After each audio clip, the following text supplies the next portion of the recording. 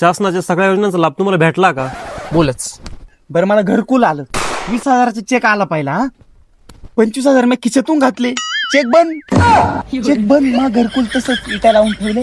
मी अक्षरशः शेजारच्या वावरात राहतोय. संडास बाथरूम दिलं, म्हणत नाही मी नाही दिलं, दिलं. संडास बाथरूम दिलं. पाणी कुठे आहे?